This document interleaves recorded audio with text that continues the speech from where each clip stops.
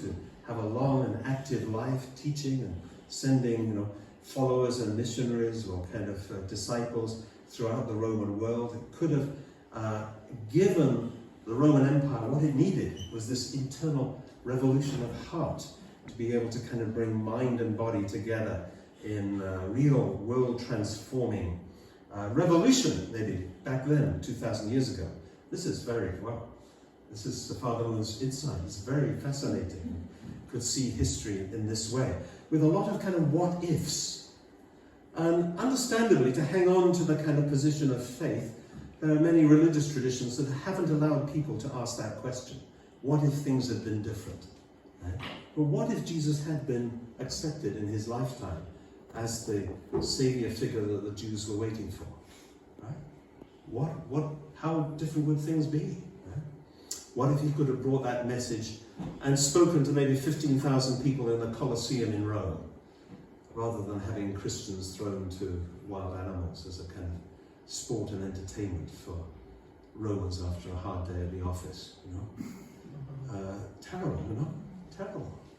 So down through the Abel line, you have, through Jacob, the development of Israel as a national foundation for the coming of Jesus. This is Hebraism, this kind of thought which is based on faith and that tradition of faith going right back to Abel. And then you have the Hellenic tradition through Greece and then Rome of this kind of Cain-type approach to the world. But it's not like one is good and one is evil, right? They both had good and not so good aspects. But it's Hellenism that represents the kind of more body side of things and those accomplishments, and the Hebraism that represents the more internal mind, philosophical, faithful side of things. So we see, and again, this is a very fascinating part of Father Moon's teaching, and the original, it's first principles, you could say, because it's in the original textbook, is that 400 to 600 years before Jesus, there are developments in the religious life of humankind in very diverse cultures, all around the same time. You get Confucius and Lao Tzu in China, you get Buddha in southern India, you get Zoroaster here with the Parsi religion in Persia. You get the Upanishads, which are kind of development in Hinduism, which is much more to an internal understanding of one God.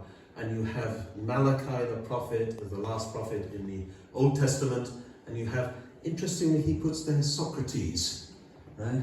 We don't normally think of Socrates as a religious leader or founder.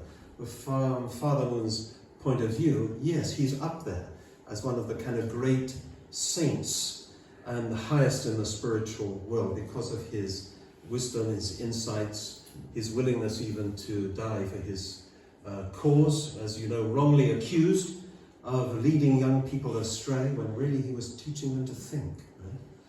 Right? Extraordinary.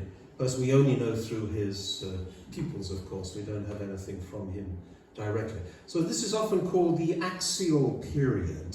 And you have an academic from Birmingham, actually, Karen Armstrong. If you come across her writing, very interesting. She was a Catholic nun, and then she went into a lifetime of research, living with different faith communities and trying to understand their perspective. And she is talking about this period, period 400 to 600 years before Christ, where all these developments, this kind of spiritual awakening around the world was taking place. And she said, as far as these sages, these great founders of religion or reformers were concerned, respect for the sacred rights of human beings was religion. If people behaved with kindness and generosity to their fellows, they could save the world. Wow.